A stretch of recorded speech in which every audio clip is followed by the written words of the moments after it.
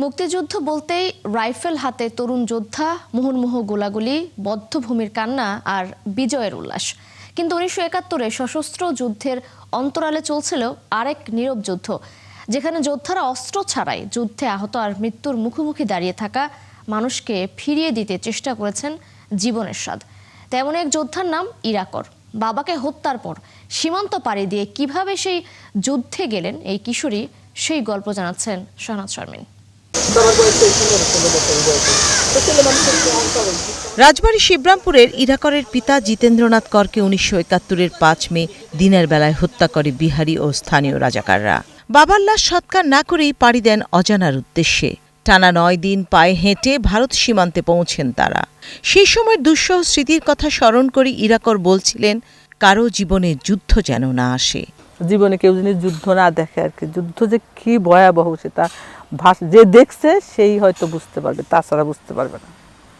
যেদিনকে আমার বাবা মারা গেল সেদিনকে আমরা উন্মাদ। আমার জীবনের কঠিনতম মুহূর্তের স্মৃতি ওইটাই, যে আমার বাবার লাশটা রেখে রেখে আমি চলে গেলাম। একটা পেনি, একটা টাকাও আমাদের কাছে ছিল না যে আমরা খাবো রাস্তাঘাটে। একদম হারা উদ্দেশ্যে হাজার হাজার মানুষ চলে যাচ্ছে, কোথায় যাচ্ছে কেউ জানে না। ক্লিংকার বেশি থাকলে সিমেন্ট বেশি খাঁটি। আনোয়ার সিমেন্ট। আমরা যাওয়ার পথে যে কত মানুষ মরতে দেখছি সেটা বলার মতো না। মানে শরণার্থীরা যাচ্ছে, লাইনকে লাইন যাচ্ছে, যাদের বৃদ্ধ বাবা মা যারা নিতে পারবে না তাদের আমাদের বাড়ির পাশে, আমাদের গ্রামের বাড়ির পাশে এক মহিলা অসুস্থ হয়ে মারা গেল, তাকে ফেলে দিয়ে চলে গেল। কলকাতা শরণার্থী শিবির হয়ে বড় বোন গীতাকর সহ পৌঁছান গোবরা প্রশিক্ষণ কেন্দ্রে। পেছনে বাবা হত্যা, পরিবার বিচ্ছিন্নতা আর মুক্তিকামী দেশের স্বপ্ন। প্রশিক্ষণে যোগ দেয়া 400 মেয়ের ছিল 400 রকমের জীবনের গল্প। অস্ত্রচালনা সহ প্রাথমিক চিকিৎসার বিভিন্ন কৌশল শেখেন তারা। 400 মেয়ে, 400 হিস্ট্রি নিয়ে আমরা ওই ক্যাম্পে ঢুকছি। বাংলাদেশে গেল একটা ডলি নামে একটা মেয়ে ছিল, ডাক্তার লায়লা ছিল, তার বাবাকে মেরে ফেলছে, আমার বাবাকে মেরে, আরও এরকম বহুত। প্রশিক্ষণ শেষে 10 টাকা হাতে দিয়ে 15 জনকে ট্রেনে তুলে দেওয়া হয় আগরতলা সীমান্তে যুদ্ধে যেতে। পথভুল সহ নানা কারণে পরে যুক্ত হন মুক্তিযোদ্ধাদের চিকিৎসার জন্য স্থাপিত বিশ্রামগঞ্জ হাসপাতালে। শিবরামপুর গ্রামের মেয়ে আমরা, সেই শিবরামপুর থেকে এরেন্দা হয়ে সেই ভারত যায়, ভারতের থেকে গোবরা, গোবরার থেকে হলো বিশ্রামগঞ্জ থেকে আবার আসলাম এই বাংলাদেশ সাভারে।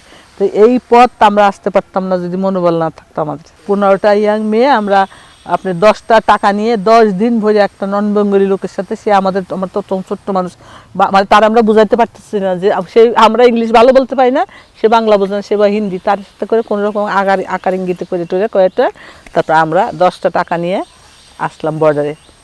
এখানে এসে আমরা না খেয়ে থাকি না, এবার খুব আমাদের জন্য কষ্টকর হয়েছে। সাজদা চৌধুরী ছিল আমাদের উনি তত্ত্বাবধানে, কলকাতার ক্যাম্প কমান্ডার ছিলেন সাজদা চৌধুরী।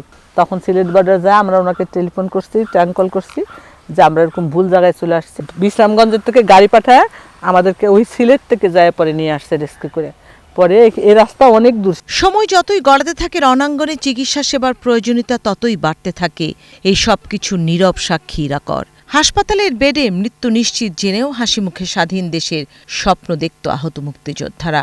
অনিশ্চয়তার সেই জীবনে চিকিৎসার পাশাপাশি মনোবল উজ্জীবিত করতে দেশের গানও শোনাতেন যোদ্ধাদের। তো শরীর ঝলসায় গেছে, কারো পাও নাই, কারো হাত নাই, মানে সে বিভৎস এক একজনের এক এক রকম আর কি। 400 বেডে থাকতো পেশেন্ট, সবসময় থাকতো আর কি। কারো হাত নাই, কারো পাও নাই, তারা যদি মনোবল না থাকতো তারা তো মরণ স্বীকার করেই তারা যুদ্ধে গেছিল, তারা তো বাঁচা স্বীকার করে যুদ্ধে যায়নি। তারপরে এই মনোবলে জাগানোর জন্য আমরা বিভিন্ন রকমের গান গাইতাম। সন্ধ্যাবেলা আমি তো মানে গান গাইতে পারতাম, আর সবাই যারা আপনার বিভিন্ন রকমের গান, কারাদায়ী লৌহ কপাট, তারপরে জাগনারী জাগো, বন্যী শিখা। স্বাধীনতার পর জানুয়ারি পর্যন্ত পরিবার বিচ্ছিন্ন হয়ে বিশ্রামগঞ্জ হাসপাতালেই ছিলেন মুক্তিযোদ্ধা ইরাকর। পরে গণস্বাস্থ্য কেন্দ্রের প্রতিষ্ঠাতা ডক্টর জাফরুল্লাহ চৌধুরীর অনুপ্রেরণায় দেশের সেবাকেই জীবনের ব্রত করে নেন দুই বোন ইরাকর আর গীতাকর। যোদ্ধাদের নিয়ে আসলে বললেন যে আমাদের বাংলাদেশের যুদ্ধ শেষ হয়ে গেছে, কিন্তু আমাদের দেশের যুদ্ধ এখনো শেষ হয়নি। দেশের স্বাস্থ্যের ব্যবস্থা ভালো না, দেশে দুর্নীতি, দেশ ভালো চলতেছে না। সেই সব চিন্তা ভাবনা করে সেই নিমিত্তে উনি ভাবলেন যে আমাদের দেশে আরও কিছু কাজ করা দরকার। আহতদের নিয়ে আসা, আহত ওষুধপত্র ছিল আমাদের সাথে, কিছু ইনস্ট্রুমেন্ট ছিল, কিছু রুগীপত্র ছিল, তাদের নিয়ে এসে আমরা ঢাকাতে থাকলাম। ঢাকাতে আমরা 132 নম্বর নিউজ কার্টনে 1 বছর থাকলাম। থাকার পরে তখন উনি বললো যে ঠিক আছে, তাহলে এখন আপনারা যে যার কাজে যাবেন। তখন দেখলো যে উনি আবার কিছু লোকজন যে ওনার সাথে থাকতে চায় এবং দেশের কিছু কাজ তার সাথে সহযোগিতা করতে চায়। তখন আমরা যারা আছি তখন তার মাঝখানে আমিই থাকলাম। আরও কিছু ছিল, কিছুদিন আমার দিদি ছিল 25 বছর, আর আমার আর কলিগ ছিল 10 বছর। কিছুদিন থাকার পর তারা চলে যায়, আর আমি এখনো আছি আর কি। যুদ্ধদিন আর এদেশ নিয়ে কোনো হতাশা নেই ইরাকরের, বরং স্বপ্ন দেশটা এগিয়ে যাবে। শুধু বলছিলেন রক্তের ঋণ শোধ হবে না।